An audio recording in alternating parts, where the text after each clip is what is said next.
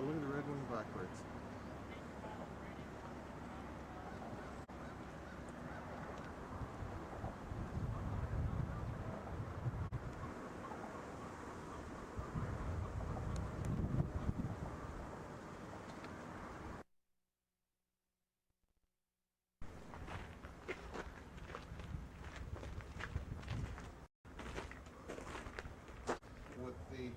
With the way that they built their pens here, they just took sticks, no wire or fence or anything, and just wove the sticks in and out around each other to make the wall, so that the animals couldn't get out. So they had the animals in there, and then all these other pens that they had, all made from logs that were cut out. What is this?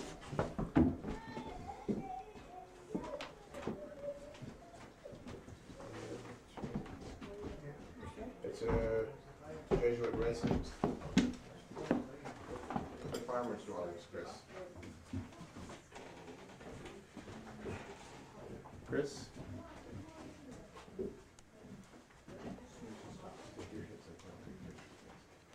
Okay.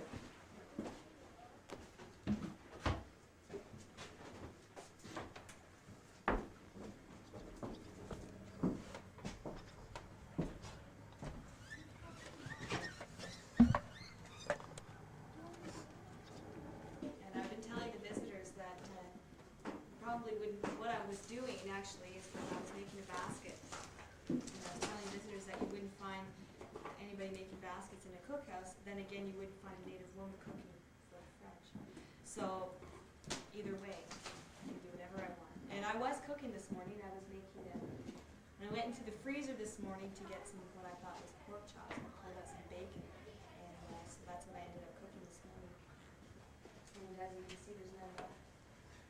But it was good. It was very good. And also, I've made some cornbread.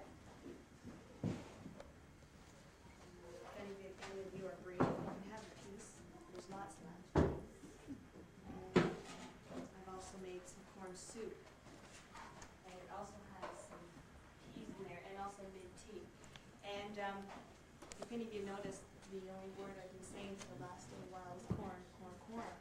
And if you look above, you can see that there's lots of corn. 65% of their diet was corn. And that was a lot of corn eating breakfast, lunch, and supper. When I say their diet, I'm referring to the French as well as the native people. It was the natives who showed the French how to grow the corn and how to prepare it. Okay?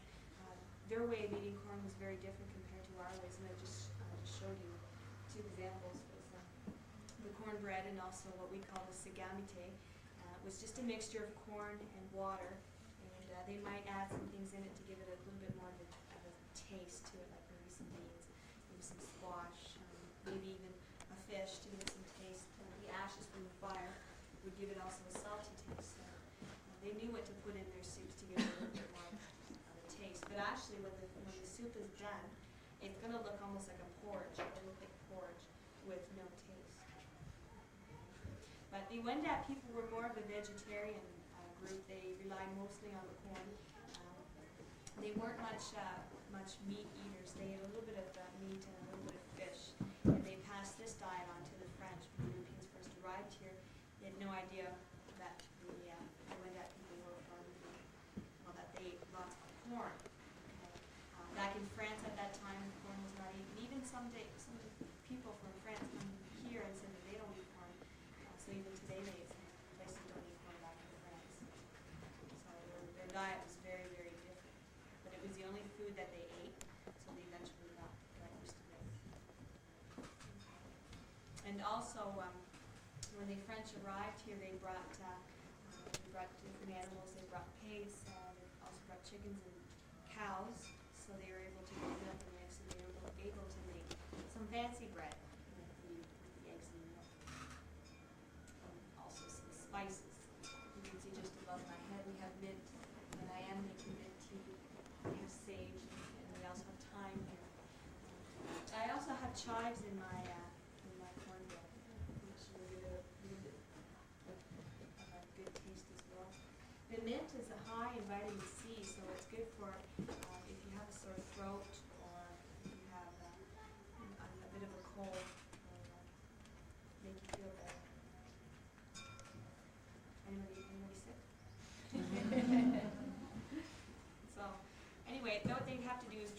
corn, and then you can see there's some areas in this cookhouse where you would pound the corn, and that's what they would have to do is pound it into some flour.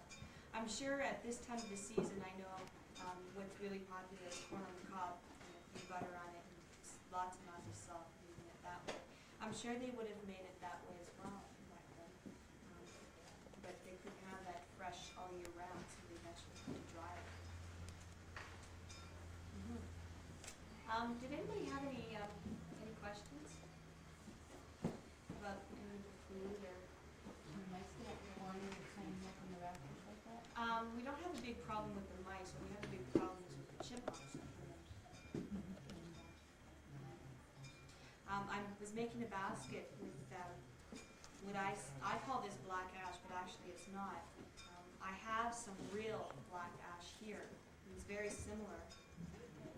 This is, I think they call this reed. Yeah, reed splits or something like that.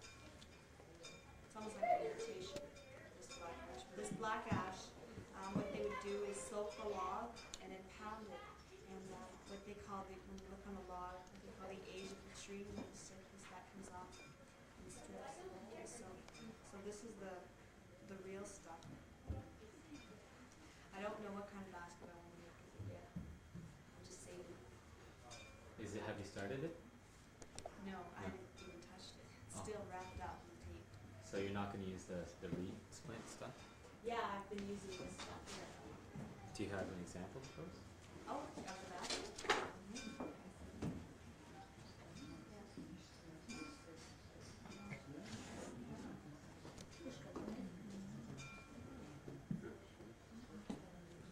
And you made that yourself, right? I made that myself and I appreciated my stuff too. Yeah.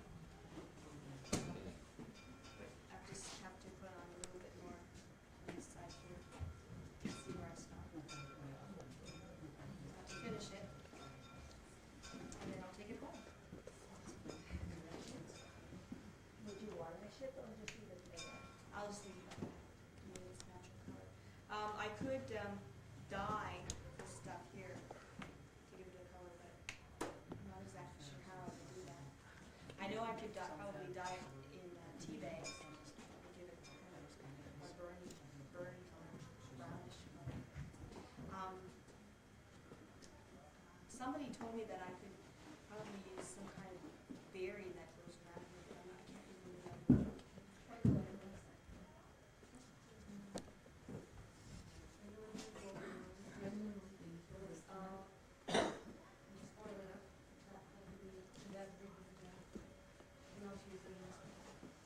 Oh, really? I didn't see it till it'd be brown.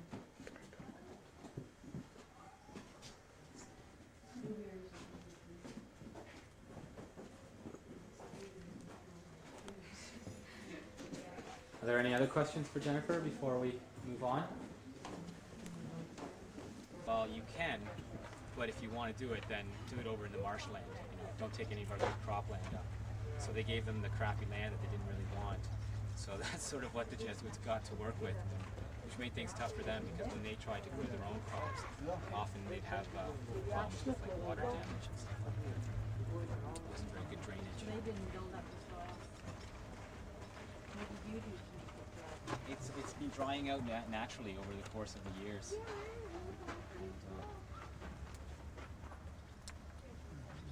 Okay, if any of you would like to join me, I'm going to go to the carpenter shop and the blacksmith shop. We'll talk a bit about the construction techniques of the houses and then talk to the blacksmith. Not a lot of people working in here.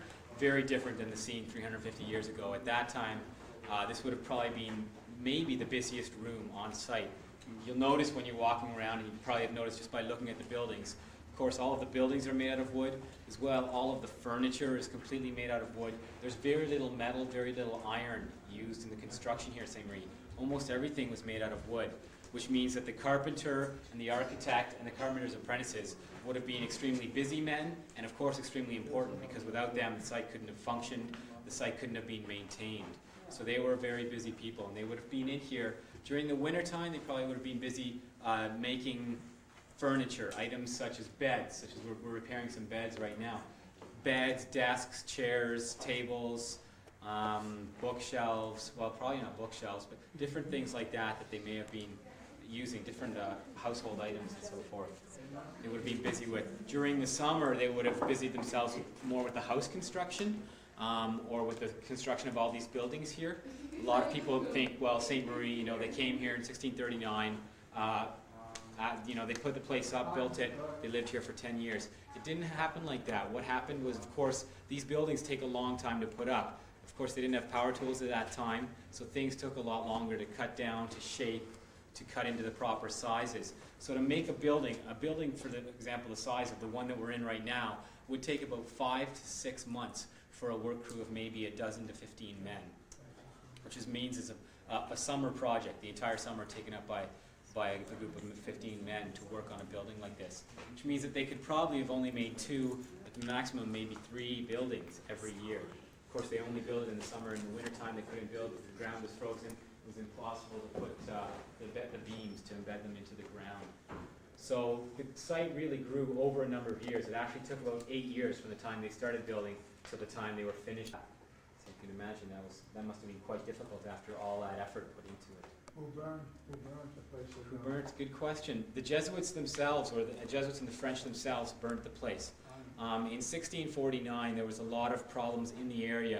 Of course, the Huron, whom the French were allied with and whom they were in the territory of these people, the Huron were at war with the Iroquois at that time. The Iroquois were slowly winning the war, driving the Huron back, and also killing off some numbers of the Huron people, so that eventually the Huron were no longer able to protect St. Marie or to protect the Jesuits. And at the same time, the Iroquois were not at all friendly with the Jesuits. Because the Jesuits were aligned with the Huron, they saw the Jesuits as their enemies as well. So the Jesuits knew that if they were to stay here any longer, if the Iroquois attacked, they knew that they would never be able to defend themselves, and that they were all in peril of dying.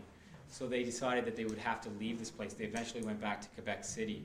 And rather than leave this entire fort standing, empty, to be used possibly as a fort by the Iroquois, or for the Iroquois to come and defile the churches that were on site here, they figured it was better to burn the place to the ground and leave nothing. So that was part of the decision in burning the place to the ground.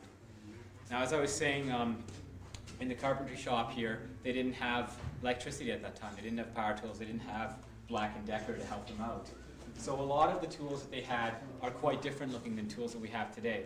I mean, there are certain items, of course, things like hammers and chisels have not changed a great deal in 350 years. They're quite similar to what they are. But there are a number of objects in here that many of you probably have never seen, and which are very interesting, and which I'd like to sort of show them and give a demonstration of how they work.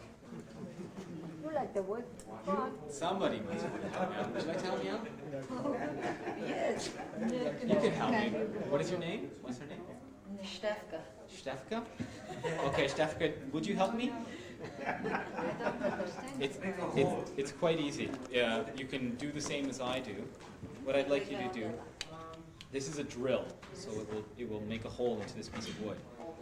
So if you can hold the base and spin this up to the top, right? Okay. And once you've got it to the top, put your hands on both sides. Yeah. And don't cover the leather strap, put it on the very edge. And then what I want you to do is pump it up and down, up and down.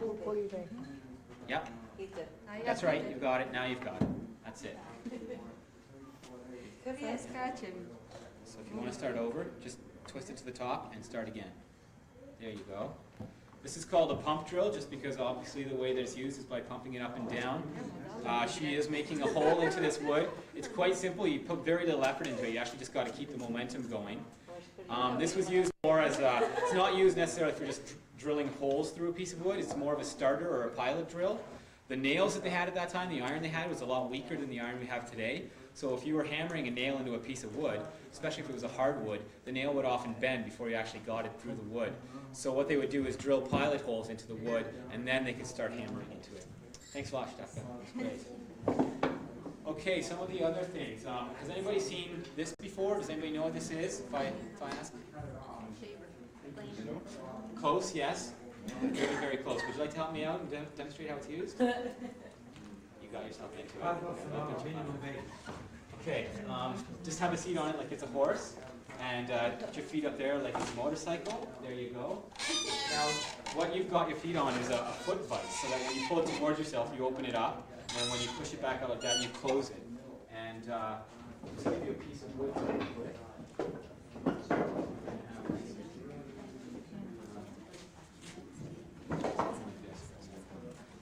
Open that up. Then by closing it, clamp that wood in there. Now what we have here, this is called a draw knife. I don't know if anybody's familiar with these. And the reason it's called that is because you use it by drawing it towards yourself like this. So when you do that, you shave little bits off the wood at a time. And eventually you can shape the wood into just about any shape you like. So if you can just give us a demonstration of that. Yep, exactly. And you can see that right now the wood is rounded. Depending on what you want it to do, you can make it square, you can make it rectangular, you can make it octagonal. You can make any shape that you want just by turning the wood.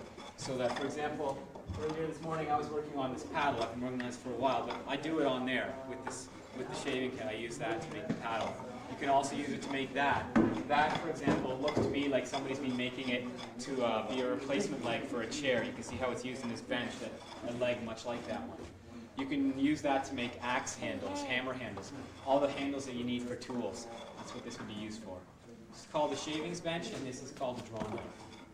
Okay, thanks a lot. That's great.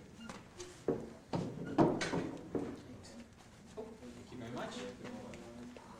Some of the other tools that are around here that are quite different are, this is of course, many of you are very familiar with levels, spirit levels that we use today in building to make sure that something's right. This is the same idea. It's got the plumb line that tells you when you've got something level. If you were building, constructing a house, you checked it out, it would tell you if you were right. It also has a second function, it's a set square, so you can tell if you've got a 90-degree angle while you're building.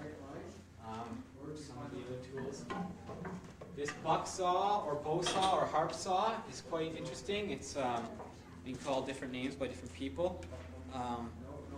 The point behind this is that you can get different tensions on the blade, and you can actually, if you want, get such a tension that you have a slight curve into the blade, if one wants to. And you get the tension by just twisting this around, for example, and then tucking it under, as it has been right there. It's one of the types of tools. We had also the normal, regular handsaws, much like we have today. Okay, are there any questions about the carpenter shop or any of the tools that you see in here? About the work they're doing? Okay, so if there are no questions, then we can move into the blacksmith shop, and we'll have him talk. A very important, and more than anything else, a very, very interesting shop. Darren today is portraying our blacksmith. He's doing some ironwork, and maybe he can tell us a little bit more about his trade and about exactly what the blacksmith would do here at St. Marie. Sure, thanks. Well, once again, welcome to the blacksmith shop. First of all, the smith that we actually had here was a lay brother. We talked about the different types of clergy and things that were here. Let's briefly go over. There are different types of workmen that were here. The most common was called the dunne, which basically was a man. We did have boys over here as well who were of usually peasant stock. They were donating their time. In return, they received food, clothing, shelter, and perhaps access to a trade. So we've got the dunne. So the next up was an engagé, which was a paid laborer. There were a few of them here. And then basically you had the priests. In terms of Jesuits, you had lay brothers and full fathers. The blacksmith here was a lay brother, which meant he had taken 3 out of his 4 vows, but simply by not having taken the 4th vow, he was allowed to keep his trade, i.e. he was allowed to smith. Being a lay brother, Louis Gobert, the smith here, would have sort of had, in my opinion, the best of both worlds in terms of definitely being able to work with the metals and things like that, but also he would have had the privilege of having access to the private Jesuit chapel, the refectory, and the residency as well. Whereas the dunnes would have not been allowed into a chapel or refectory. They may have been in the residency just to say hi sort of thing, but they wouldn't have stayed there at all. So Louis had sort of the best of both worlds, in my opinion. In terms of smithing at the time, it was one of the most powerful guilds in all of Europe. Usually you were of noble stock. You became a smith because you usually had to pay your way as well, so only the rich families could afford to send their sons to become smiths. Very highly controlled. Apprenticeships could last anywhere from 6 to 12 years. very demanding. At the end of that apprenticeship, you would have known how to work, say, silver, gold, tin, copper, brass, iron, how to make swords, how to make lanterns, the whole gamut. Your final project, in order to pass into the guild, would have had several different types of metal, several different types of styles of workmanship in it. Everything that you'd learned in your apprenticeship, you should have been incorporated into this final project, so you'd be allowed into the guild itself. A bit about the forge that we have here. Very basic technology that we have here. Even it's supposed to be even quote simple, even by European standards. At this point in time, as you can see, the fire is burning to the far right. The only reason we have the fire here is for the coals or the embers. Take a few of these little gems out. Place them on what's called the forge. Probably all heard of the blacksmith and forge. That's it right there. You think of the forge as a iron dinner plate, basically. And this plate has a series of holes, top and the bottom of it. And sort of the other ingredient to this, basically it's a big barbecue, except we're cooking metal. As you see, the bellows behind me. And what we're doing here is throwing it here into a shaft, down, across, and then up through the forge plate of this large iron plate. And this is the way we are cooking our metal. This particular forge here, we can actually heat as high as about 2,000 degrees Fahrenheit, although we do not want to go that high. So when we do, our metal goes white hot. It looks really nice, and you get this brilliant white light, and it's sparkling. If you've ever had one of those hand-powered firecrackers or sparklers, say in Canada today, that's basically what our metal's doing, except this is burning at 2,000 degrees Fahrenheit. It's a semi-solid, which means if you hit it, when it's sparkling, it splatters. It's just like water, except this is 2,000 degrees worth of splatter. So it's very unsafe. Yeah, my flame's coming, so things are working well here. So basically, when it's that hot, you pull it aside and just let it cool down. The metal also turns very brittle, so it's more practical application when it's that hot. Essentially, we can heat as high, or we can double the heat that an electric cook stove will have turned on high. Why don't try and whip.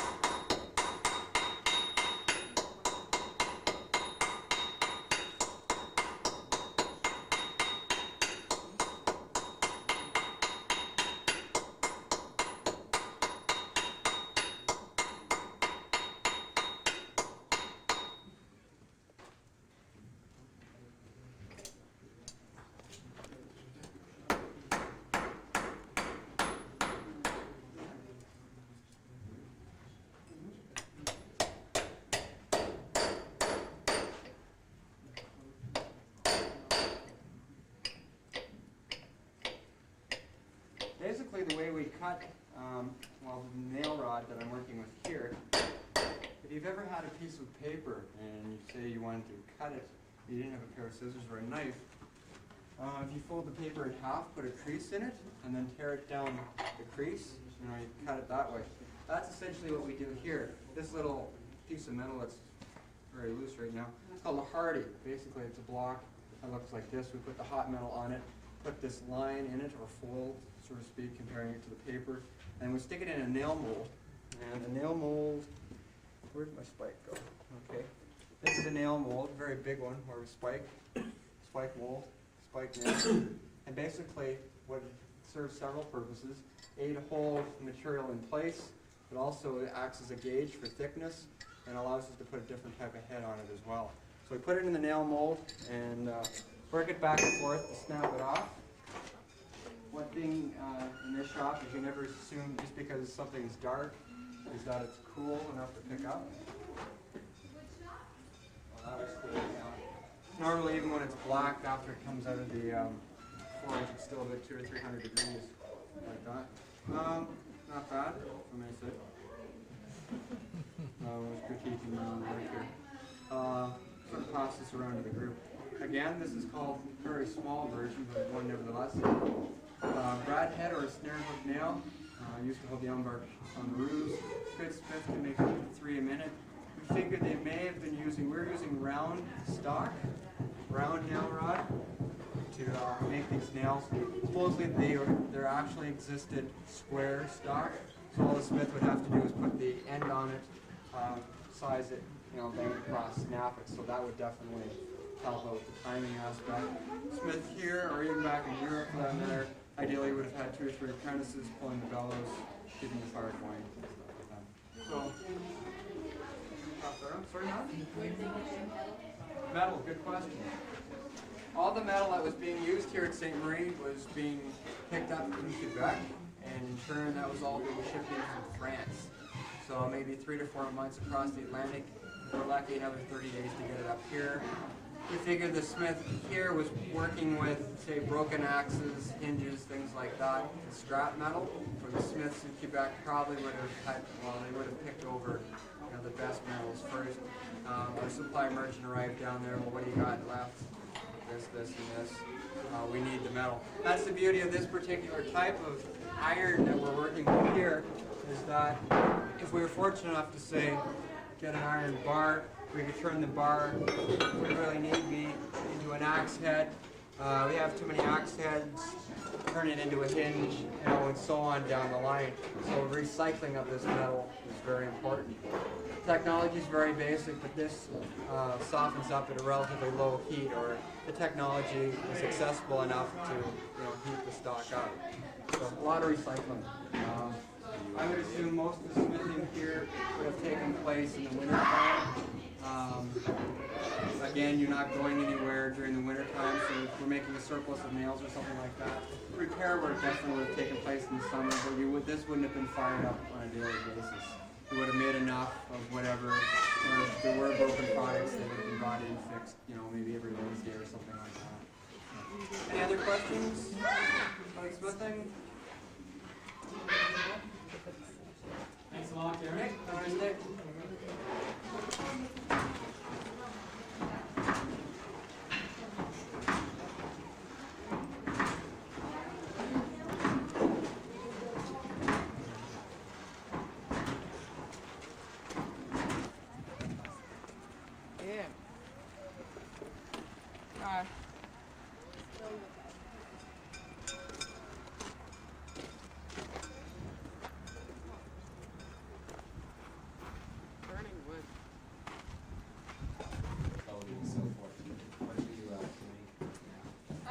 Well, right now, all I did was just a simple little couch, which would be probably used as a personal thing, to put your personal items in it and whatnot. So what I do right now is I take the long strips of the leather, and I'm going to take 3 of these, and I'm going to braid them. Just a simple braid like I did with this one here. And all it does is that it strengthens thank you, the leather, so that it's a lot stronger when you braid them, as if you only take this one piece, it'll be a lot weaker. Well, my French is coming in now. In the shoemaker tailor shop, they would not probably be making the clothes because it would take too much of their time. They would probably just be mending them, just fixing them. Because just a simple linen shirt as this one, making this by hand, could take up to 14 hours. So they wouldn't take the time to be making clothes for everybody. So they would be patching it up every time you have a hole in your pants or your jacket. So what I'm wearing right now, I'm probably just straight off the boat. I have no patches, I'm pretty clean, and I would probably be a rich enough danae to afford a white shirt. Is yours white? No, it's great. See, I would probably be richer than Patrick here because I can afford to have a bleached shirt, whereas Patrick is not. As you can see, we have different types of shoes on. Patrick has the style that the Frenchmen would be wearing. I had to make my own moccasins here. They would probably, once the shoes are too old and worn out, they would probably accommodate themselves to the moccasins, simply because they are more comfortable, and I would think that they would be more warmer in the winter time, because you can put furs and whatnot in them. And in the winter times, I would not have just small ones. I would have them up to here, like a type of muckle, I thought you could call them. Have you seen a tump line yet? No, we haven't seen a tump line. Well, this is called a tump line. Put it on right. Be the Yeah. demonstrator. I want to see. How it's a sort of pack sack, and how it works, you put it across your neck as so. And the deal was you carried your own weight. So if you're 130 pounds, you carried 130 pounds on your back. And with this type of pack sack, you do have, you don't have your shoulders strapped in, so it's a lot easier to carry a canoe on top of your head. And not only that, if by any bad chance you are attacked by another tribe, all you have to do really is put your neck back and it falls down, and you can have a run for it. Whereas if you're strapped in, you have to take the time to take it off before you can start running. Do you want to pass the furs? Yeah, maybe we'll pass some of the furs around. Of course, the tailor who was responsible for doing a lot of patching and mending of the clothes, he also had the responsibility for skinning and drying and tanning of leathers here. The leathers, of course, you can see like in the example with the, what's that called? Sleigh. Sleigh in the back, and this one here, you can see how one wood frame might be made by the carpenter. He would have to put a leather covering onto it. And that's just used to go from one place to the other in the wintertime. You can load your goods on it and bring it from one place to another. As you know, the Jesuits who worked here, because they were missionaries, most of them didn't actually stay at Ste. Marie permanently. They actually went and lived among the Huron people in outlying villages, anywhere from 2 to 5, 6, maybe 10 kilometers distance from here. So at times, of course, they would have to have supplies brought out to them by some of the Données every few months or so. And the Données, of course, would load them up on these types of sleds and bring them out that way. Or they might bring them on a tump line in the summertime, easier to walk, for example. Question, That, of course, is raccoon. Yeah. would they be pulled by themselves or by animals that they have? By themselves. They learned to make those sleds as well as they learned to make the tump lines from the Huron people themselves. There are tools that the Huron people used. The Huron people actually had dogs, and they may have sometimes used the dogs to help pull the sleds. But the French didn't have any dogs here, and they didn't have horses here, like that. The muskrat is over there.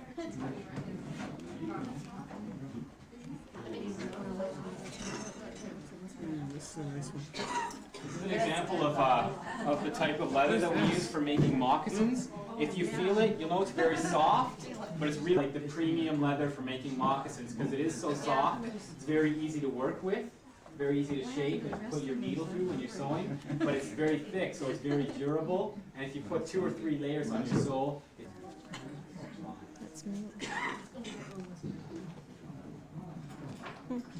blacksmith talked about awls at all when he was in the blacksmith shop.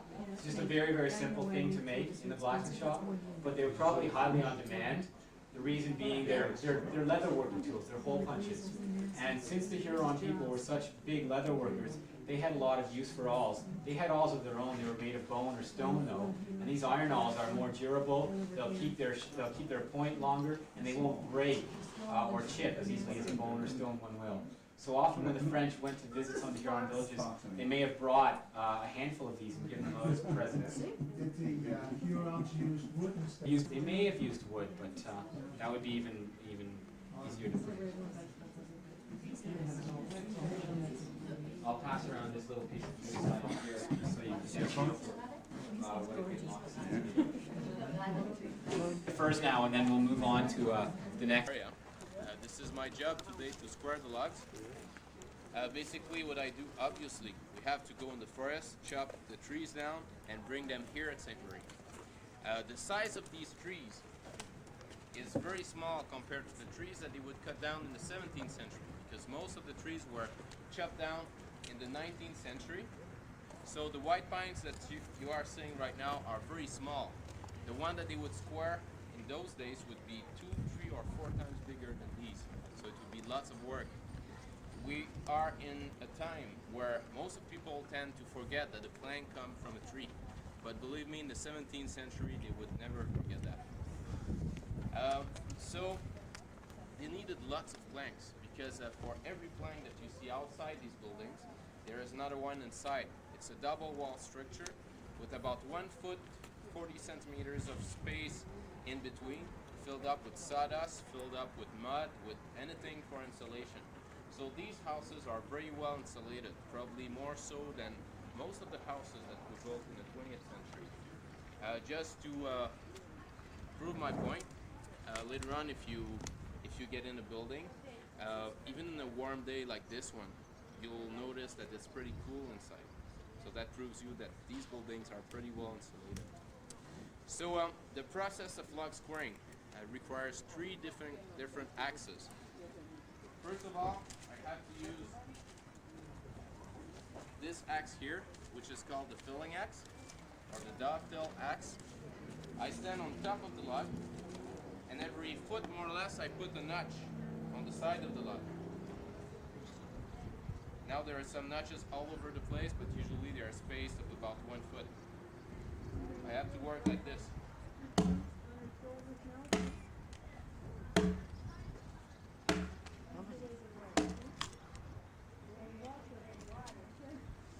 Afterwards, try to take the part between the notches up. I use this axe here, which is called a broad axe. It's a pretty heavy axe. As you can see, one side is flat, the other side is sharpened. This is a right-handed axe. If I was left-handed, I would have to use one with a handle that goes the other way. So what I do, I just stand on the side of the log, and I keep my leg away. I work like this.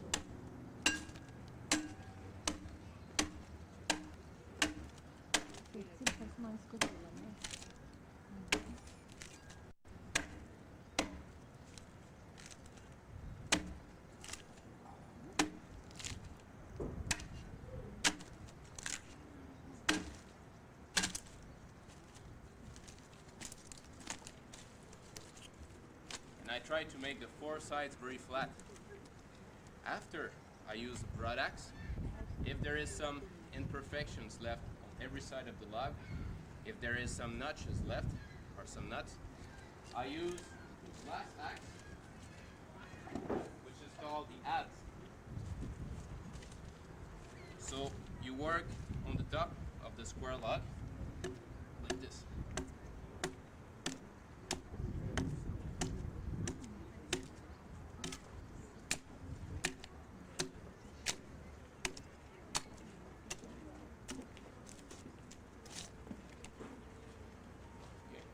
Is there any question up to now? Yeah, how do you keep the big beam in place that you To keep it into place, I use these things here. You can probably see it more easily over there. Exactly. Those things are called the dogs. So it's very important to put it there, especially when you are putting the notches on top of the log, when the log is round, because it can move quite a lot. So after you square the log, you can either put it on a building right away and use it as a column, or you can put it up on the saw trestles just behind you. And 2 men have to work with the long saw. One of them stand on the top and the other one in the bottom. Actually, maybe we could give a little demonstration. Do we have time? Yeah. Okay. So you can move around the saw trestle. Do it.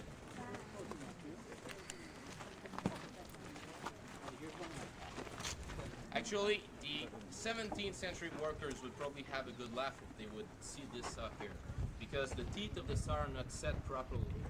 Usually every teeth would point a different way, so it would be easier to saw a plank. With a blade like this one, we have to wedge it every foot more or less. We have to put a little wedge on it. So our work, Patrick's work, is to try to pull the saw down, and as you can see, the teeth of the saw are pointing down, so he's doing all the muscle work. My work is to try to steer the blade. Ready? Yeah.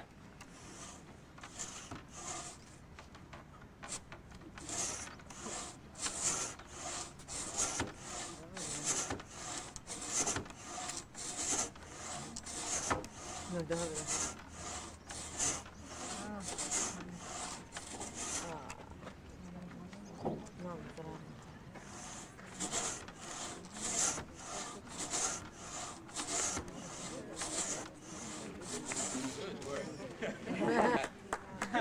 Good effort. Undo this frame here and remake it on the other side of the trestle. And then you continue, you keep on sawing until you hit the other trestle. Do you have any question?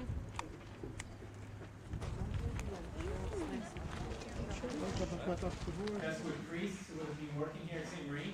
Greg, we haven't had the opportunity to talk to any of the priests yet. We haven't had an opportunity to go into the chapel. Okay. So this is our first encounter with you and with the Jesuits. So maybe you can tell us a little bit about what the Jesuits are doing here. Okay. Okay, Pat, thank you. Well, anyway, the Jesuits were here largely because this whole area, St. Marie, was considered to be a place of spiritual retreat.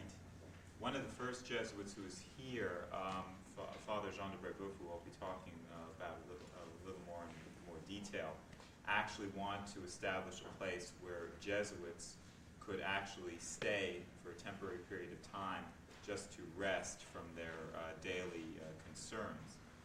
Most of the priests who would have been in this area would be going from village to village or mission to mission, trying to convert the natives in those in the area, the places that they visited.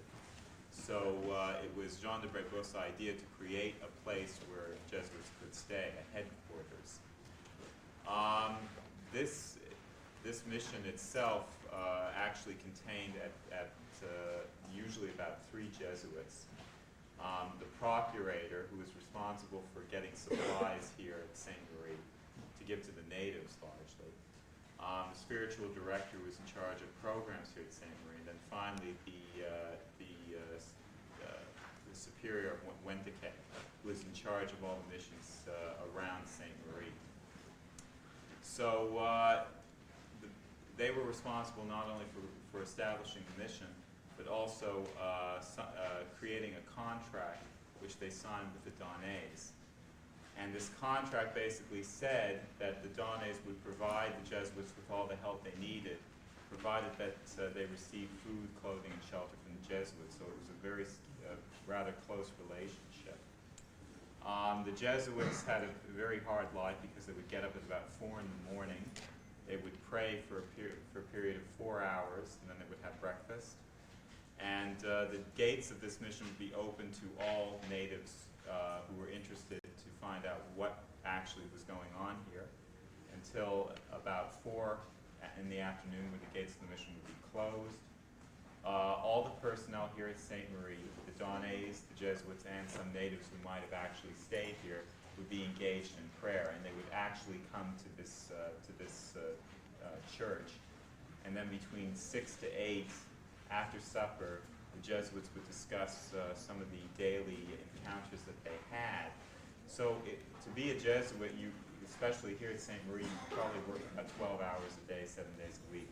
It's very difficult. But anyway, I mentioned about this church and the fact that not only would the Jesuits pray here, but also the natives and the French. And if you look at this church, you'll find it is very unusual in the way it's constructed. Well, that's because it was supposed to accommodate the natives who would be here. It looks very much like a Huron longhouse, and you can tell because it's shaped very oblong. There's also a dirt floor, which you would never find in many churches. That's deliberate because that would be for the benefit of the natives. There's also deerskin on the windows, and that was something that was very common in longhouses. And also, we find that there's a birch bark cross. The reason for that is because the natives, the Hurons, their religion was linked with nature. It was linked with the earth. So what the Jesuits tried to do was to create images or devices that would link religion with the earth or with nature. So that's the reason for the birch bark cross. You'll also notice, I don't know if you've been through the chapel at all, but you'll also notice that there's no sacristy or changing room at the back of the altar. The reason for that is because the natives did not like the idea of a Jesuit actually turning their back towards them and changing into new vestments. They would distrust a Jesuit who would actually enter into one side of the sacristy wearing something like this, and then all of a sudden, surprise, they'd be wearing something like the chasuble. That would be seen as very peculiar. So there's no sacristy. Also, when they conducted masses here, when the Jesuits and the natives were present, the Jesuits had always made it a point to face their congregation, which is something that they would never do. That's something that they would never do in their chapel. The chapel was used for private worship, so everything that was conducted in the chapel was by tradition. Here, it was much different. It was very unorthodox. So they would face the congregation largely because the Jesuits, once again, would take offense at anyone who would turn their back towards them. And usually the Mass would be said in Huron, would not be said in French. The reason for that is because the Jesuits wanted to make the natives as comfortable as possible. So the only way that they could do that is to communicate in their language. Also, something else that they might have used to attract the natives towards Christianity was they might have actually had a picture of the Virgin Mary who would look like a native woman. So they could link the two together. And if they were telling the story about Jesus Christ's birth, again, that would create a kind of problem for the Jesuits because it contains within the story 3 wise men going to see the baby Jesus, delivering frankincense and myrrh and other gifts. Well, the natives wouldn't know what these things were. So they would change the story a little bit. Instead of 3 wise men, they could be 3 chiefs from 3 different villages visiting the baby Jesus, bringing him tobacco and corn. Okay, so they would change things a little bit. As well, the Jesuits still had a lot of problems. As I've said before, they wore these heavy black robes, which the priests would look down upon largely because they would look upon as very peculiar, especially out in the wilderness. This is certainly not appropriate wear to be wearing outside, especially in the summer where you're wearing these heavy robes all the time. And the other problem was that the Jesuits were very short. The average height of most of the French here was about 5'4", and the natives were much taller. So it was very hard for them to gain their respect. And also, unlike myself, they'd be wearing beards. So to the natives, they would look upon the Jesuits as being small animals, some kind, small wild animals. Any questions at all? Okay, if there are no questions, I'm glad actually that you gave us a good intro about relations between the Jesuits, between the French and the native people. What we're going to do now is move into the native area. We're going to go and take a look at one of the longhouses and talk a little bit more in depth about the Wendat Huron culture. No, later when it was rebuilt in the 1970s in Wisconsin. They told me to get out of the way. Why would they have a fire burning?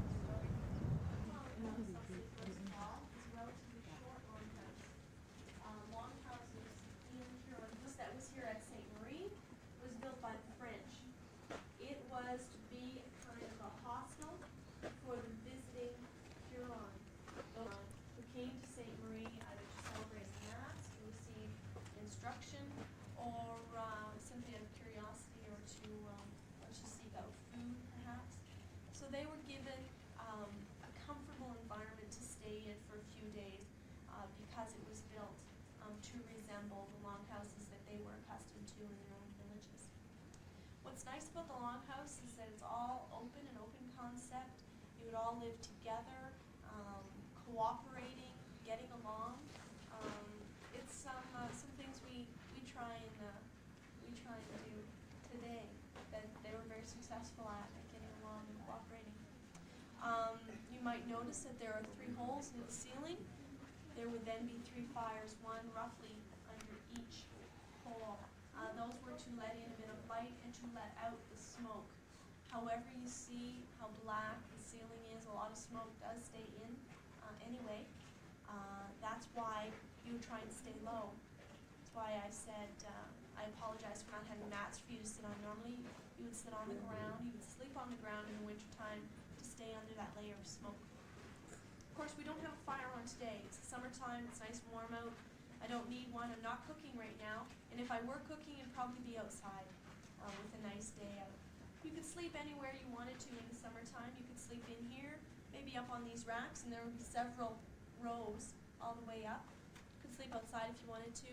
The women were farmers. They were the ones working out in the fields. So if they were far enough from the village, they would maybe build a shelter there and spend the night there. And of course, they would have the children with them, since they were keepers of the house, and they would take care of the children too. The men in the summer would be going off in meeting with other native groups. They were traders, so they would trade their goods and their food for furs, for tobacco, that sort of thing. And they would even trade with the French and would travel as far as Quebec City to trade the native goods for European materials like iron and blankets, that sort of thing. So everyone had a role in this society. Everyone had a responsibility. It was very strict. There were very strict roles that the different sexes would take care of. The women, like I said, being the farmers, and they would take care of the house, and the men first clearing the land for the women, and then doing the hunting, and also going to war to protect their families. This was a matrilineal society, so that the people in the longhouse were all related through the women. The eldest woman in the longhouse was the boss. Not much has changed in 350 years. And inheritance was also drawn through women as well. The men were the chiefs, but they were chosen by women and could be kept in check by the women too. The children generally learned through play, learning hand-eye coordination through different games. This would be the boys, because later on they would need these skills to do a bit of hunting and to go to war, that sort of thing. The girls would be learning from their mothers how to cook, how to make clothing, how to take care of the home and the family. They also had a strong belief system. They had a religion. It was covert. It didn't have a place of worship. It didn't have a church. It didn't have that sort of thing. It didn't really have a priest or a representative of the religion. It was more of a way of life. It was a philosophy. It was a bunch of ideologies. Not anything like, not really much like Christianity at all. So that was one of the problems that the Jesuits encountered when they came here. They thought these were a bunch of savages, that it was a chaotic lifestyle, that there really wasn't a structured society, but they were wrong. And so they had a hard time trying to convince these people to give up their own ideas for new ideas, because adopting a new religion wasn't just doing that and going on with your life. It was almost a change of your lifestyle, because their religion encompassed so much of their life. Are there any questions about the longhouse or about the people? It's hard to really get right into it without knowing exactly what your interests are. Was it the elders who said, was it only the oldest woman, or was it just maybe a few older women? In charge? Yeah. Obviously, a woman, the eldest woman of the longhouse would be in charge of her home. Her daughters then would be in charge of their own small families, you see. But it was all very, the society was very big on sharing both possessions and responsibilities. So that, for example, the children would be the responsibility of everyone. Words, the language really reflects that too. There were words for child, like son and daughter, as in my own children. But also that was commonly used by anyone really. All of the children were your sons and daughters. Just like there was your mother and your father, but your aunts and uncles were also referred to in that same respective kind of term. You know, the mother and the father, the caretakers. But yeah, even possessions, they would share. For example, a pot. If I weren't using it, someone else could take it. That sort of thing. And so. So you also live in a community, like for example, several families in, say, a certain area? Yes, actually they would have villages, some small, some larger. The larger ones probably being fortified with a palisade around, just like Ste. Marie has a palisade around it. And this would be a collection of longhouses all in a row, facing into the wind, so that if one caught fire, it wouldn't spread through the whole row. It would go the other way. And you would have families. You'd have different families. For example, everyone in the longhouse would share a clan name. And the names were based on animals in the creation myth. So you would have all these different family names in the village, and then you would have another village where you would have other families there. And so they made a community. Any other questions? Okay, well, if there are no other questions. The only distinctions of privilege that we might refer to would be in the wintertime, the oldest people and children would sleep closest to the fire. Other than that, it doesn't matter where you were in the longhouse. Yeah. No, if someone did take a spot that you liked, you might ask them to leave or maybe We're going to the hospital. Claude, who's representing François Jean, the surgeon here at Ste. Marie, and over in the corner, one of the priests, probably here for spiritual guidance, of course. And Claude will tell you a little bit more about his tasks, what he's doing here, and about the hospital itself. Well, a little piece of meat there. As the doctor here at St. Marie, I'd probably be very upset, very disappointed most of the time, feeling very as though I'm not really making too much of an effect here. The reason is these beds that you're sitting on, you would probably have quite a few more of them in here, and if you were to walk in here 350 years ago, you would probably find a lot of sick and dying Huron people. In fact, the diseases that the Europeans brought over swept through the Huron population like wildfire. You have to imagine a village in France, for instance, was constructed with open sewage ditches in the streets. You had livestock running around, you had rats running around. There was a man with a job in the larger towns who would go around every morning and look around the city and look for the people who had died the night before in the streets, throw them onto a cart and take them out of the city to burn them somewhere, probably assuming they had died of some disease. Now, of course, living in these sort of conditions will breed a lot of sickness. But over generations, this sickness is sort of taken under control. I mean, people develop immunities.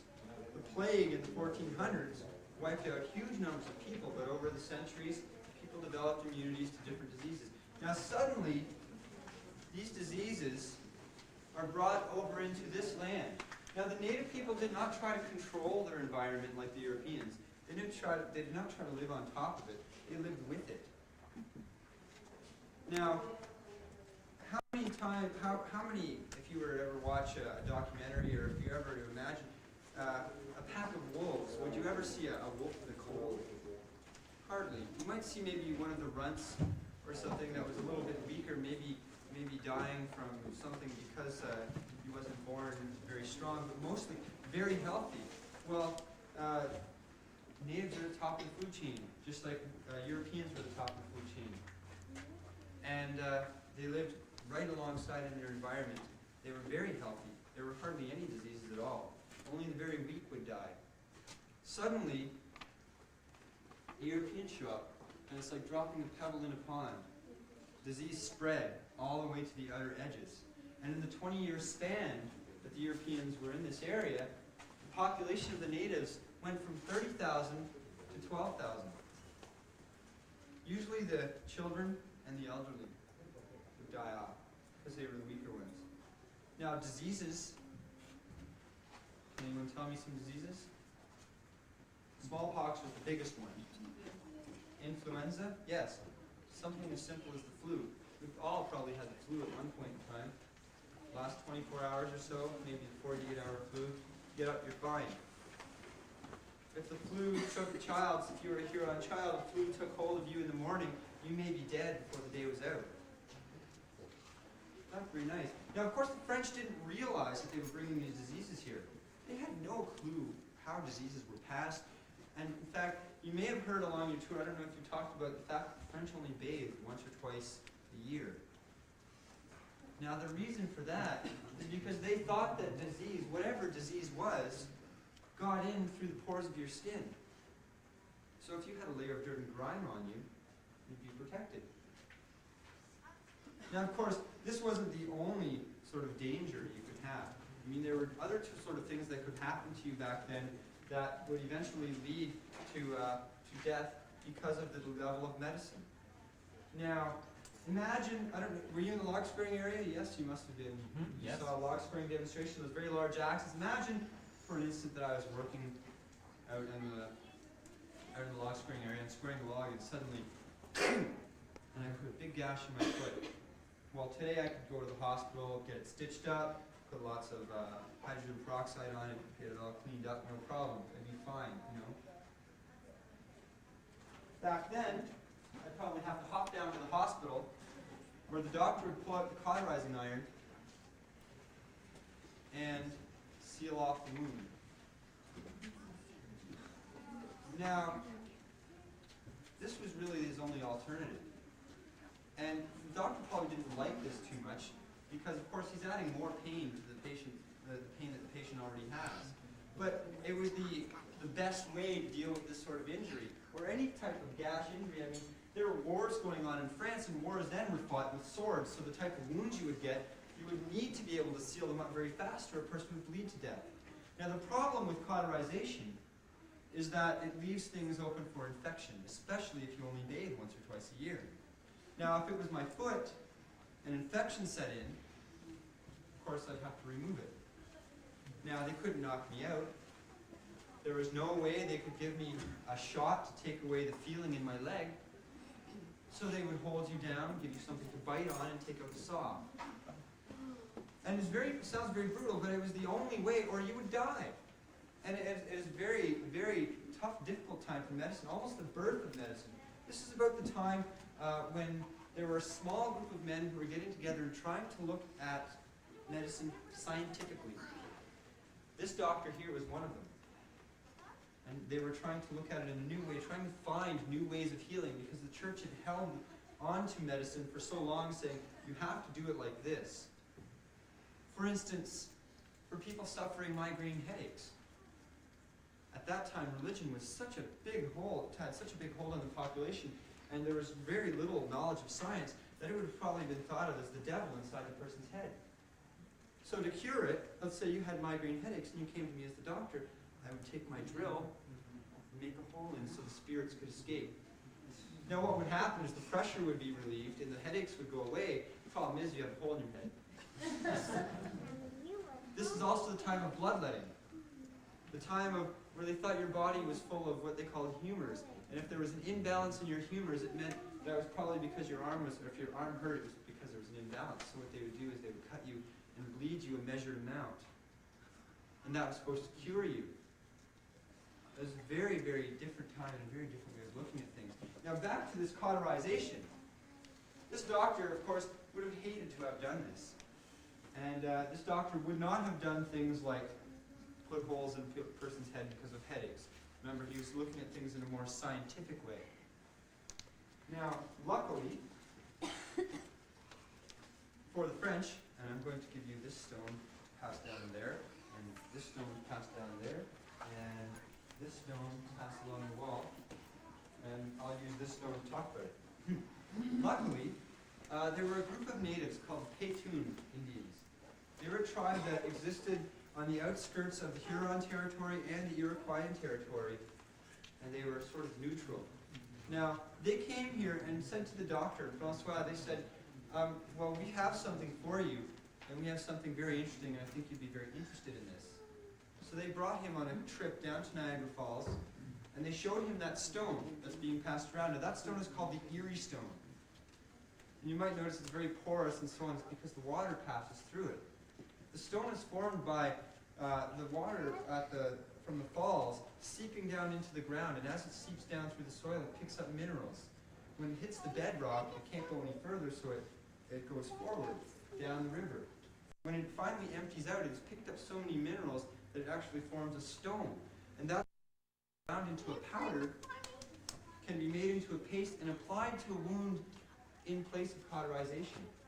It will actually help soothe the wound as opposed to the pain of the initial cauterization. It will help disinfect it so that you don't have to worry about protection, obviously, and it will help heal it faster. Now, the reason is because it is so packed with minerals that apparently that's its function. It's very powerful. Now, also, the one last thing I'd like to talk about, herbal medicine. Herbal medicine at that time was probably at a peak. They would have volumes, large tomes and volumes of descriptions of the different properties, healing properties of all the different plants that were known in Europe. And a person could study to be an apothecary, and he would be an expert. He would know that if you had an upset stomach, we should make you some mint tea.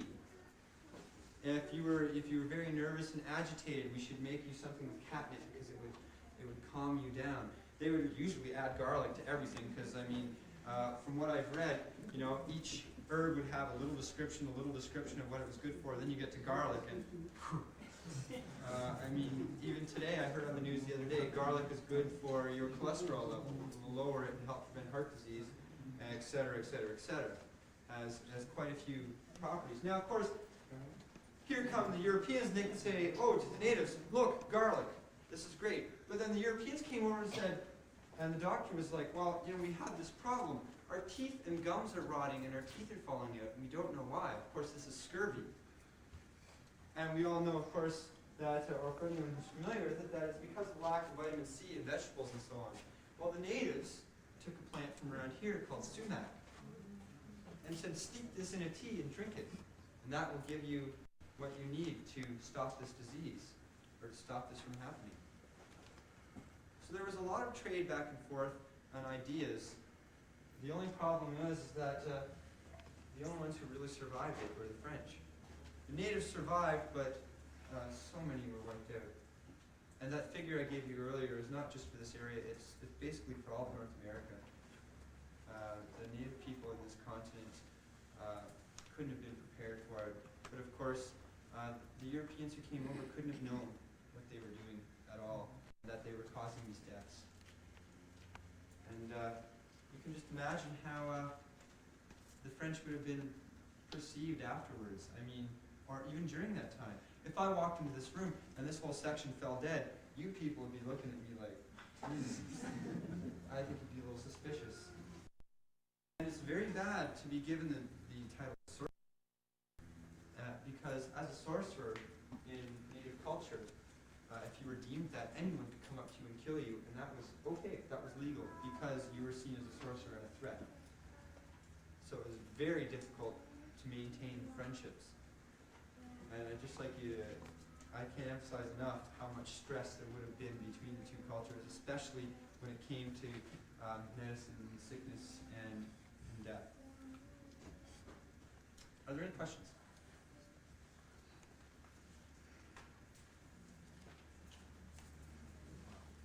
What would that be up there? Ah, well, actually this is good, because this is the one thing I forgot. This where the doctor would live. Now, he lived right in the hospital with the sick and dying. Just again, emphasizing how little they knew about disease and how it worked. I mean, the cook here was dying of consumption. He coughed and all over the food, probably constantly. No one thought anything of it. Now, he lived in here and he was here for the whole duration, survived. When he went back to Quebec, he brought that Erie stone with him. Now, this would be highly valued in Europe.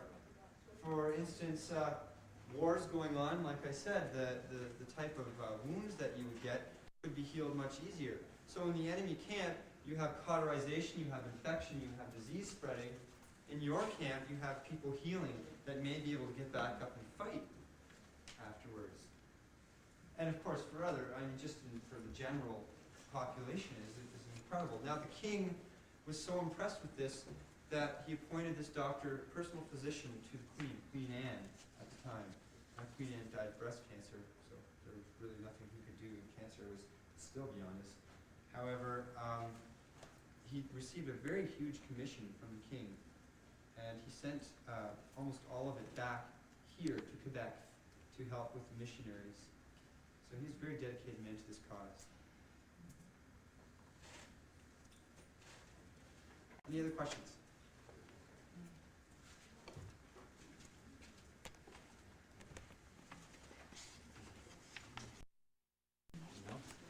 Okay, thank you. Because I remember when it would be very delicate, when it would be very easy.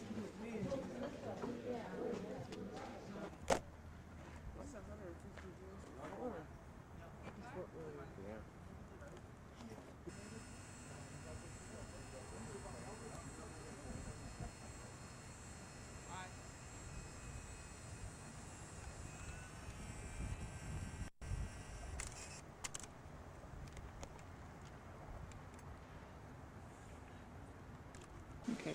Ready? Mm-hmm.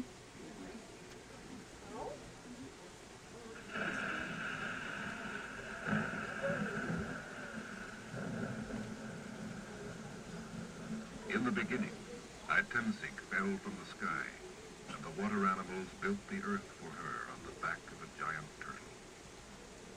Tensik bore 2 sons, Tawiskaran and Ayuskehar. When they grew up, they fought. Tawiskaran armed with a rose bush, Ayuskehar with a stag's horn. Ayuskehar won, and Tawiskaran fled, the blood he shed forming the red flintstone. It is Ayuskehar who makes the corn grow and all good things. Some say that Ayuskehar is the sun and Tensik the moon, and that she looks after bad things like death. In the beginning, all the land animals were locked in a cave. It was Ayuskehar who released them, and as they came out, he wounded each in the foot so that men could catch them. All except Wolf, who was too quick, and is so still. The waters of the earth were all locked under the armpit of a giant frog. Ayuskehar released them, forming lakes and rivers. Those who travel the lakes and rivers are protected by Sky, who holds the wind in check. If a traveler drowns, it is because Sky is angry, and the flesh of the drowned man must be burned to satisfy Sky. His soul cannot go to the village of the dead, so his bones will not be carried to the feast of the dead, when many villages decide to bury together the bones of all those passed away. It is a terrible curse to say the word dead. You must say always, your late uncle, your late mother. The Feast of the Dead is also a time of games and feasting, at which the chiefs renew the pledges of friendship that bind the country together. It is only after the Feast of the Dead that the soul can leave the body and travel the long road to the village of the dead. A difficult road with a perilous bridge and a fierce dog that tries to prevent the soul's passage. Little children and old people do not go to the village of the dead. They cannot make the journey, so they live near the village of the living, and the souls of little children chase the birds in the cornfield.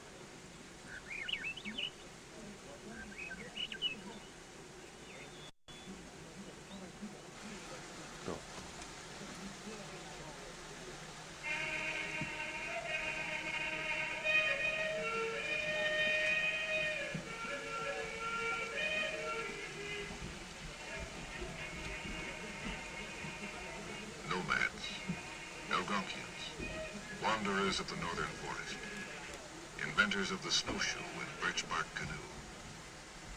They lived by hunting and gathering. Their bark houses could be raised in a few minutes.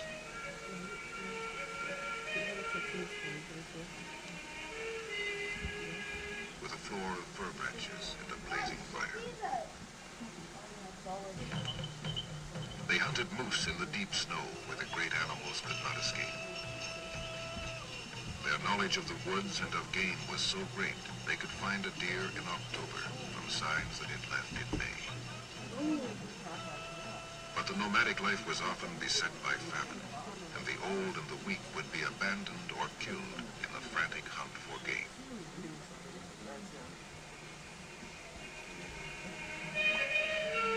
It was the Algonquians, the Ojibwe, Crees, and Nipissings who provided the Hurons with their beaver furs.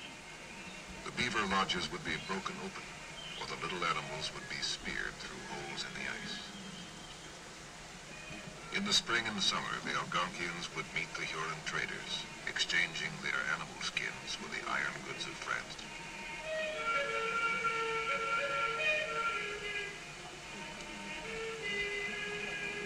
Or for baskets of corn from the golden fields of Huronia.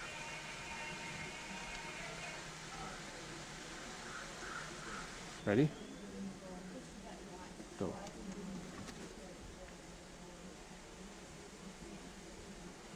Fire! Fire! The orphan's cabin is on fire! Bring water quickly! Stop it spreading! Save them! Save them!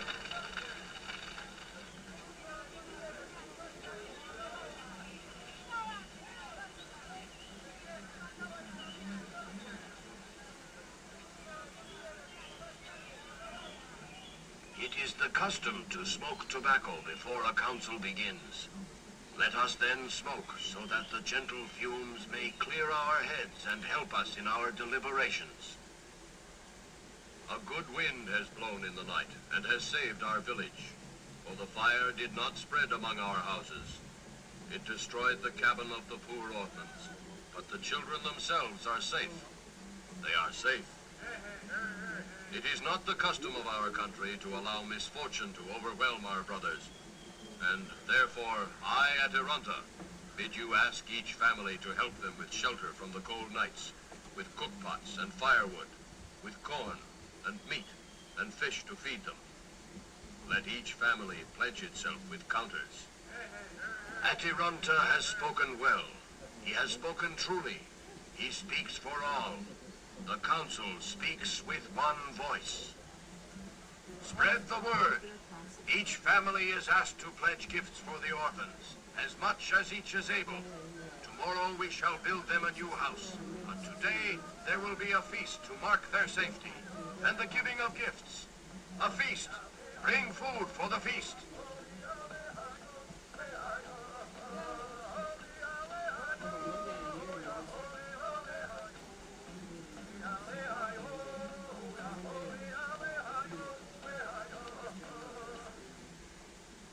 Dad? Ready? Started. Ready, Mom? There was once a warrior called Anarisqua who was wounded in battle by an arrow in the back. Although the arrow was carefully removed with a pregnant woman sitting by as was required, and the wound healed over quickly, Anarisqua did not get well. Every known medicine was tried to cure him. Almost daily he went into a sweat house with his friends and a medicine man. But still he did not get well. The people of his village were greatly saddened, for he was a man much loved, who delighted in merrymaking and in giving feasts. So a famous medicine man was called in from a nearby town. Solemnly the great man arrived. Solemnly he seated himself before the fire. Long and hard he gazed into the flames, seeking an answer. He called for a bowl of water and searched into its depths for the vision that would guide him. Solemnly, he rose up. First, he caused the sick man and his family to be sprinkled with water, and a turkey wing fan was waved over them. Then, taking hot coals in his mouth, he breathed slowly over the sick man. "He is bewitched," shrieked the medicine man to the horrified family. "I see a bear's claw that a witch has put inside him. I shall draw it out, and with that, he shall be cured." Everybody thought the witch was an old woman called Ixrahan, who often cackled to herself and cursed at people. Witchcraft was the worst crime in Huronia. Anybody could kill a suspected witch. So old Ixrahan was quickly put to death by order of a captain. The medicine man then announced he had drawn out the bear's claw. So the people began to laugh and prepare a feast. But poor Anarisqua still lay groaning on his sick bed. The people began to cry out against the medicine man. "He is not Oki. He has no power. His medicine is weak." And they drove him from the village. Then Anarisqua had a dream. He dreamed that 4 hunchbacked dwarves danced about him in the night. Dreams were like gods to the earth, commanding more respect and obedience than the greatest chief. They were thought to be caused by hidden desires of the soul that could bring disaster if not satisfied. It must be a hidden desire of the soul that was causing Anarisqua's illness, and it must be satisfied to cure him. So 4 of his friends made masks and danced around him all hunched up. And as they danced, the sweat broke from Anarisqua and poured down his body. And as they danced, and as he sweated, Anarisqua dreamed again.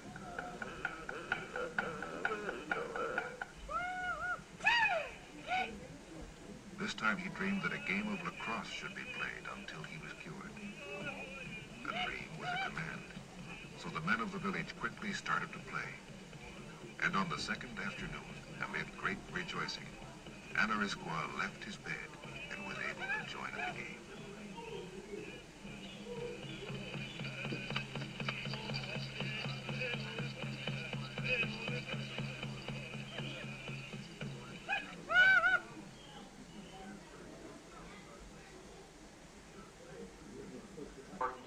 For the excavator to maintain careful records. In other words, he has to show the exact spot that he locates it. He shows construction features. He shows its relation to other objects within the site. Indeed, camera. He's plotting all of his finds in a profile, as we see here, right on his graph paper. Now on the graph and your map, which runs vertically as well as horizontally, you have a record of where you found an object. What happens to the object itself? Once we record it very precisely. Shoemaker's been in the business. The number of lasts he has, it's a good indication. Yeah. So if he has a good number of lasts, then he's been in the business for quite a pair of shoes for one of the gentlemen here in the village today. It takes about 2 days to make a pair of shoes at a cost of $1.75, which is almost 2 days' wages. And the shoemaker makes shoes of neither right nor left foot. Most gentlemen prefer them this way because then you can alternate shoe to the different foot every second day or so, and the soles of the shoes will wear down evenly. Now you can wear the same shoe on the same foot day in, day out, and they will conform to the shape of your feet and go right and left, but they're not going to last you as long. And then every time you have to have your shoes repaired, I'll charge you 25 cents, which is enough to buy you a fairly decent sized chair.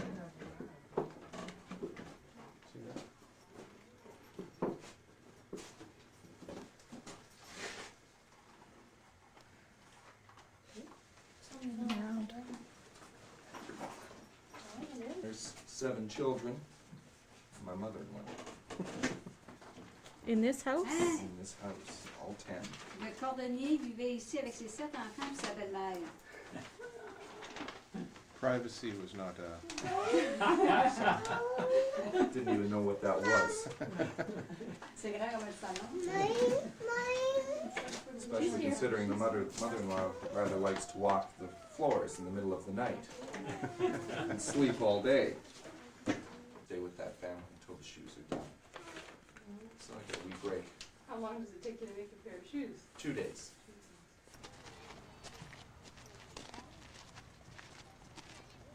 I got money up there, not no.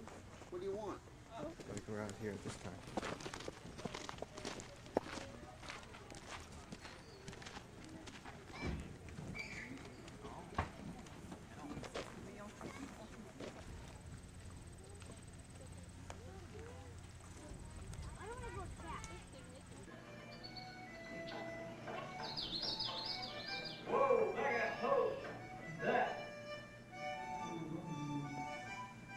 Let your imagination carry you back to a season before the automobile, radio, TV, or push-button conveniences. Here at Upper Canada Village, you are living in the mid-1800s. Queen Victoria rules an empire on which the sun never sets. Abraham Lincoln is president of a country torn apart by a bitter civil war. John A. Macdonald and George Etienne Cartier are leading the Canadian provinces toward Confederation. Like the majority of Upper Canada residents, you live in a rural community. You may have progressed from a shanty or a cabin to a modern farm home like the Luke's house, furnished in the latest Victorian style. Like your neighbors, William Beattie and Eliza Bellamy, the days of your life may be chronicled in a diary for later generations to discover. For people in your community, one passage from the Bible has special meaning. To everything there is a season, and a time to every purpose under the heaven. As the last snows of winter melt into spring, preparations for another season of growth begin with a visit to the general store. The general store is crammed full of everything but fresh vegetables and meats. Since most of your purchases are on credit, your diary can double as a financial record. April 3rd, went to Brockville, bought a pair of collars for the horses. 1 and 7 shillings sixpence. 4 blank deeds, 2 shillings. The storekeeper also buys on credit from his agents in Montreal, and like you, settles his accounts after the harvest, when people have cash in hand once more. April 15, went to Samuel Innes to get brag teeth made, and yoke for the horses. The blacksmith supplies far more than horseshoes. He shapes irons for wagons and sleighs, and repairs mill gearing and farm implements. Like other tradesmen, he can be found in his shop most days, but during sowing and harvesting, he is frequently busy on his own farm. Gradually, or as preparations near completion, the pace of life quickens. April 24. Plowed the field below the house and drew dung for the garden and for the hotbed. Fine day. To make the most of the short gardening season, seeds are started in a hotbed. Soon, all family members will share in tending the vegetable gardens. Sowed 6 bushels of peas in the bull pasture, and nearly 1 bushel of large oats.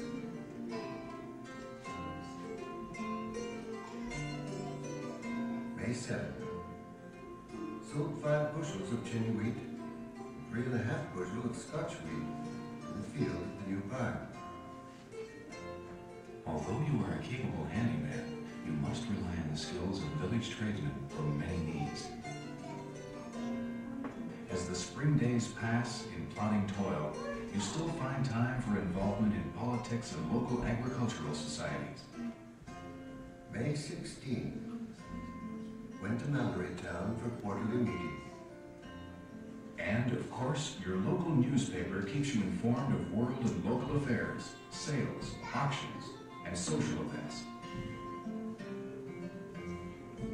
Neighborly traditions are carried on, partly as social activities, partly from a sense of Christian charity, and partly because you never know when you'll need a helping hand yourself. May 17. Plowed John Ellingham's garden. In the village, May 24th festivities mark Queen Victoria's birthday, a diversion from spring planting. Through the hot and humid days of summer, life is shaped by the agricultural cycle. The cast iron stove is moved at first hint of hot weather from the inside kitchen to the open air summer kitchen. July 4. Every morning skim milk and churn butter if it is to be done. Also cakes and pies when wanted. You live in progressive times. Why, nowadays the export of agricultural products tops that of timber and lumber. From the vats and curing rooms of a local cheese factory come some of Upper Canada's dairy products, rapidly gaining acceptance in British markets. Once the sheep are sheared, hauling the wool to a mill is often an overnight trip. June 23. Went to Westport with wool. Woolen mills, like the Asselstein factory, employ water-powered machines to card wool, spin yarn, and even weave materials. Farm wives most often took advantage of the carding. June 25. Got home from Westport with the wool. At harvest time, there's an urgent and expectant mood in the countryside. Each evening, farmers scan the skies, assessing the weather signs. The haying begins.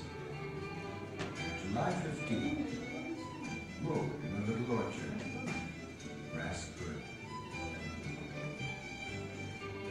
July 24. Drew in the hay from below the little orchard. As the days grow shorter and the weather less predictable, the annual work cycle reaches its peak of activity. August 19. Worked at the wheat. I cut 10 sheaves. Finally, the fall day arrives when you can write September 8th. Drew in the peas and flax. That finished the harvest. As the spring days pass in plodding toil, you still find time for involvement in politics and local agricultural societies. May 16. Went to Mallory Town for quarterly meeting. And, of course, your local newspaper keeps you informed of world and local affairs, sales, auctions, and social events. Neighborly traditions are carried on, partly as social activities, partly from a sense of Christian charity, and partly because you never know when you will need a helping hand yourself. May 17. Plowed John Ellion's garden. In the village, May 24th festivities mark Queen Victoria's birthday, a diversion from spring planting. Through the hot and humid days of summer, life is shaped by the agricultural cycle. The cast iron stove is moved at first hint of hot weather from the inside kitchen to the open air summer kitchen. July 4. Every morning skim milk and churn butter if they used to be done. Also cakes and pies when wanted. You live in progressive times. Why, nowadays the export of agricultural products tops that of timber and lumber. From the vats and curing rooms of a local cheese factory come some of Upper Canada's dairy products, rapidly gaining acceptance in British markets. Once the sheep are sheared, hauling the wool to a mill is often an overnight trip. June 23. Went to Westport with wool. Woolen mills, like the Asselstein factory, employ water-powered machines to card wool, spin yarn, and even weave materials. Farm wives most often took advantage of the carding. June 25. Got home from Westport with the wool. At harvest time, there's an urgent and expectant mood in the countryside. Each evening, farmers scan the skies, assessing the weather signs. The haying begins. July 15. Mow in the little orchard. Grass good. July 24. Drew in the hay from below the little orchard. As As the days grow shorter and the weather less predictable, the annual work cycle reaches its peak of activity. August 19. Worked of the week. I cut 10 sheaves. Finally, the fall day arrives when you can write September 8. Drew in the peas and flax. That finished the harvest work. But that certainly is not the end of work. Planning and erecting a barn is a full season's job, started long before by a skilled farmer who draws and hews the timbers. September 13.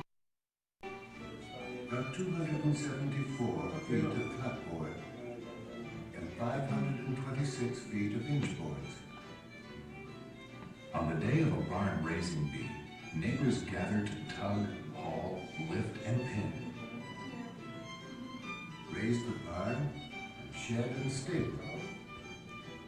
There were between 50 and 60 men all day.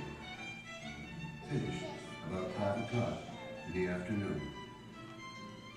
Fine day. Often, a barn raising bee winds up with an outdoor meal, dancing to fiddle tunes, and, to the dismay of the women folk, plenty to drink from the traditional whiskey keg. The fall fair is a social highlight of the year, eagerly anticipated by the young people. It's also the means by which your agricultural society encourages improved crops and livestock breeds by awarding prizes. Women's work is also recognized with awards for weaving, quilting, and knitting. September 25. Took 14 bushels of wheat to Lynn to the mill. Steam-powered flour mills, like Bellamy's Mill, serve the needs of local farming communities. A miller's reputation depends on both the opinion of the farmer and his wife. The flour had better be white and meet her expectations when baked into bread or cakes. From the first of the harvest to the last, the summer kitchen has been filled with the aromas of baking, pickling, and preserving.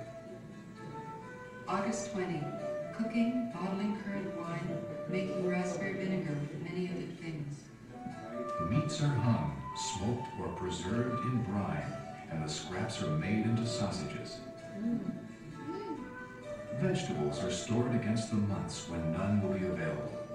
Those who don't, do without. November 20. Last week's snow, some on the ground yet, hard frost. As the countryside slips gradually into the grip of winter, life moves to a slower rhythm. Now there is more time to attend to obligations, such as the children's education. January 9. Jock and me attended the school. I was chosen trustee. January 16. Mr. Morrison examined the children in catechism this morning. Livestock must be tended, icy bedchambers endured, and household items repaired or made. February 2nd. Mary Ann busy quilting. Mrs. Shem helping her. To everything there is a season and a time to every purpose under the heaven.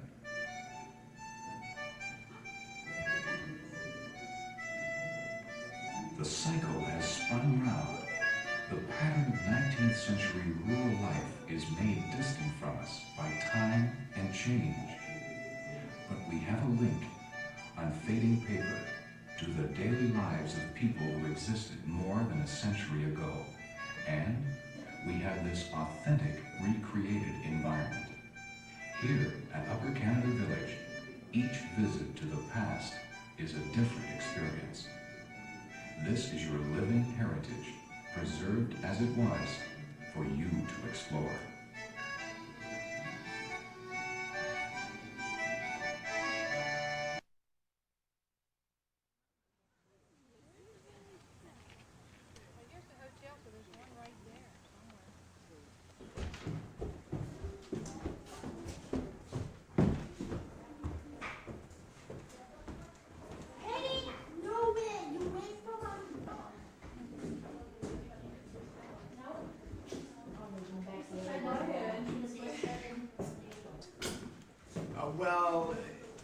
during the day, Matt. Most people are working, but I'm just waiting for my horse, you see, so I can see my patients. My horse, Hippocrates. You know my horse, Hippocrates? No, I don't. Well, he ran away this morning. Oh dear. Is it my turn? It's my turn. Must be my turn. Oh, what did I do?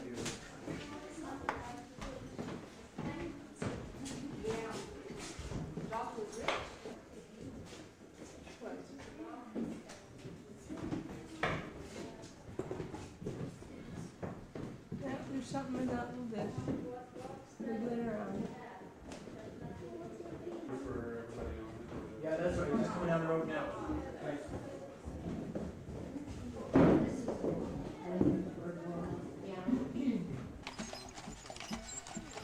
Why are you doing that? Community, and so you find that very often the rural dressmaker is also the milliner, and that's why you see the bonnets and the hats, that she has to work on both sides of the trade. Yeah, keep your head down. Yes, you can go upstairs here, yes.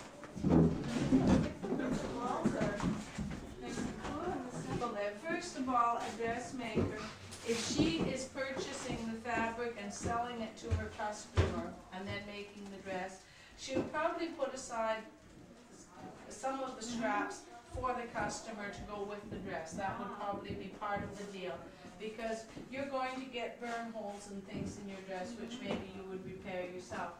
The rest of the scraps she would no doubt keep herself.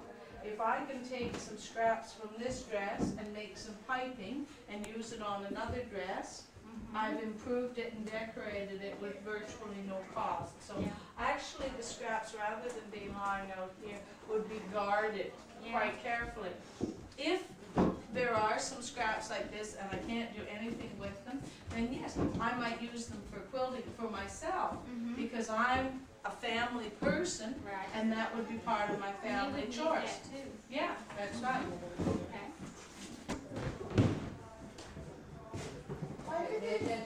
You're going that way, then you say you go Upstairs in the dressmaker's shop.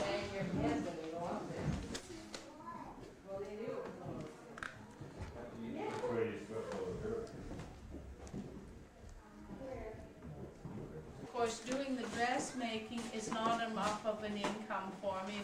It doesn't even take up all my time.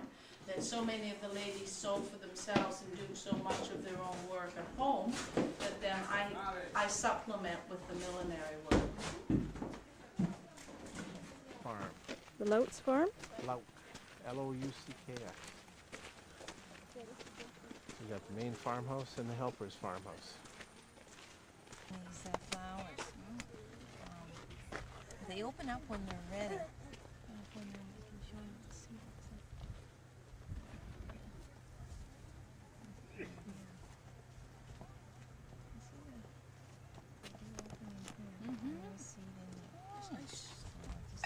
You just have to keep watching, otherwise it would dry property. Store it in the kitchen beside the wood stove. And that would be it. You'd only get a quarter of what you should have gotten the next year, but eventually you did get around to that.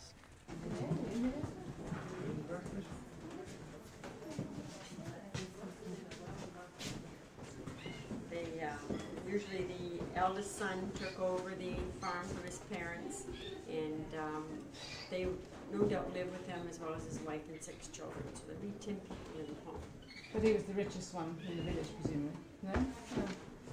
He would be well-to-do, Yeah. but not rich. Mr. Robertson, Mr. Chrysler, now they would But this be house rich. is better decorated, see, That's right, but he put his money back into his farm and his house and into his family, whereas Mr. Robertson, for instance, he had 5 mills. He imported, exported furniture and fine china and things like that. So he was more interested in making more all the time. Whereas this gentleman was just happy with being comfortable. Lots of hard work. It took 3 or 4 generations, 80 years to get to this stage in their life. He had beef and dairy cattle, started the cheese factory, and this house was built in 1846. by John, who was a third-generation gentleman, and he sold a great amount of timber to the railway when it was going through in '54. So that's when he really prospered.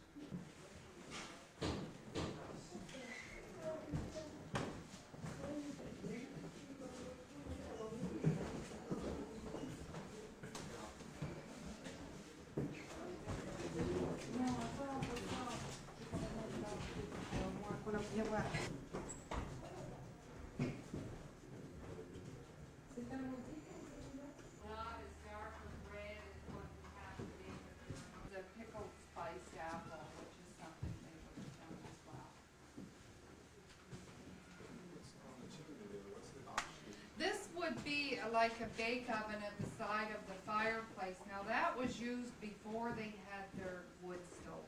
Once the stove became available, they closed that all off on the other side and it isn't used any longer.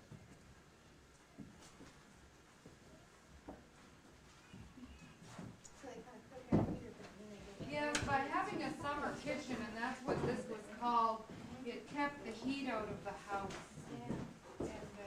It was really nice, and then all the mess and spills from your preserving as well, that didn't have to all be into your kitchen. Your meals were still eaten in the other room though. What are these? What are you drying? There's herbs, that's the basil, sweet basil, and then there's summer savory, and there is, in the oven at the side, it's the top level of the stove there, and it has a door on either side, and it even has a shelf where you can bake 2 levels. And 2 pies fit in there just nicely across, so you could almost have 4 pies in it at a time. Yes, they call that a step stove. Where your firebox is down at the front, and you'll notice the firebox isn't very large either. That's another thing that it must have kept the lady busy heaping wood all the time. Because I know here when we come in the morning, we start our fire, and well, our wood box is loaded up full in the morning, and at the end of the day, there's not much wood left in it. We burn lots of wood. But it still wouldn't have been as much as a fireplace or a brick oven. I have baked in a brick oven here before, and oh, it takes a tremendous amount of wood just to get your oven hot. And it has to be hardwood as well. So they must, but of course you have to remember when they used the brick oven and heated it, they'd be doing a lot of bread all in one. You're welcome.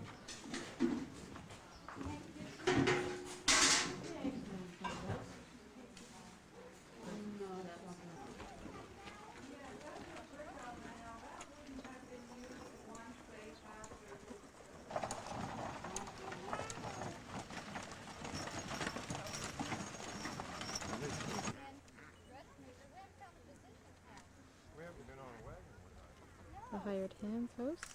Yeah. The one down there was trying to get in. Nothing there.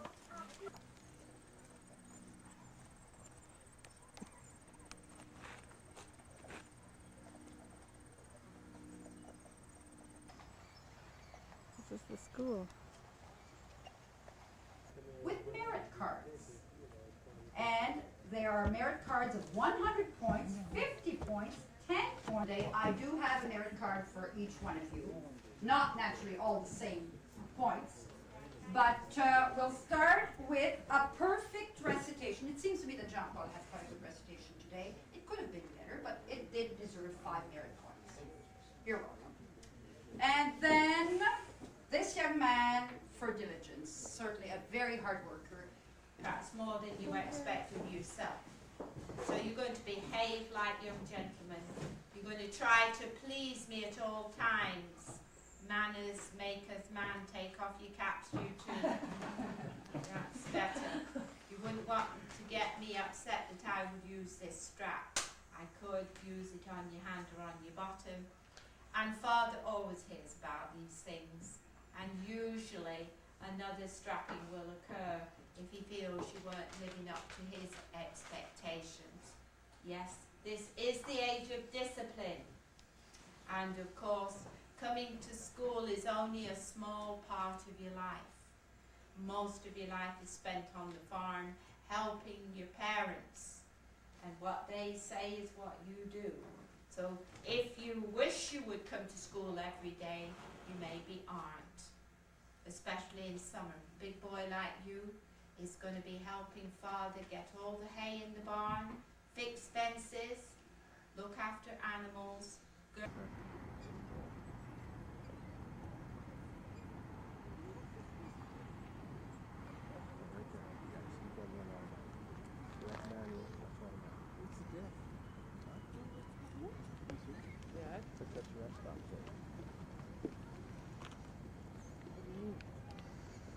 How wide your school?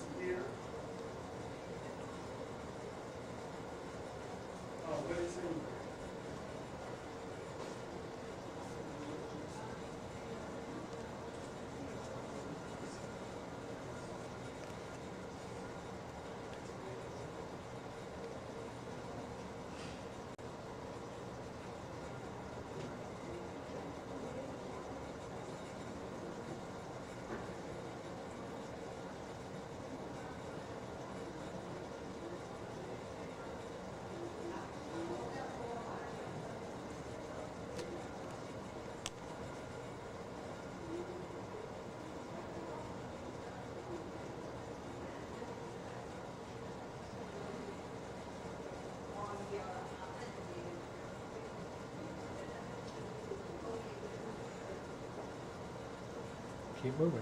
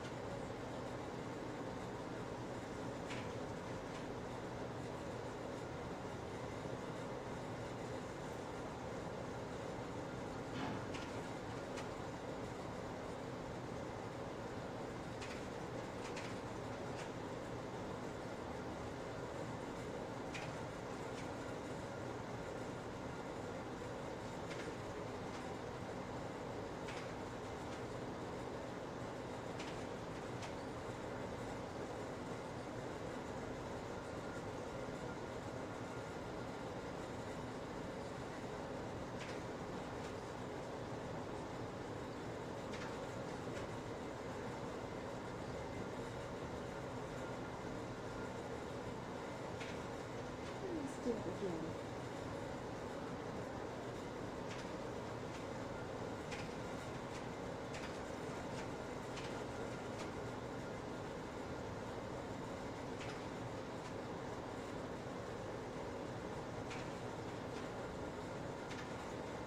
Can you get me a tape here? I think it's the tape.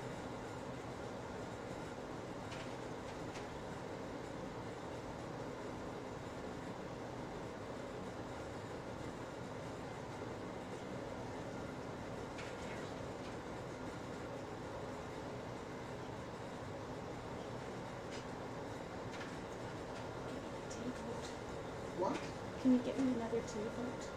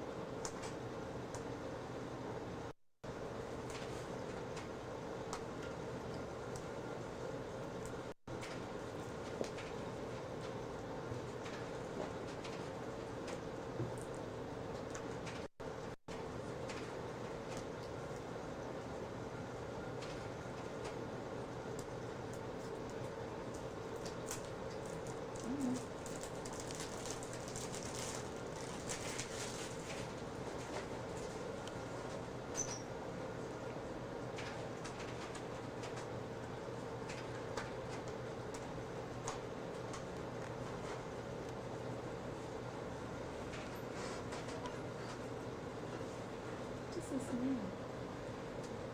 What does this mean? Look at it.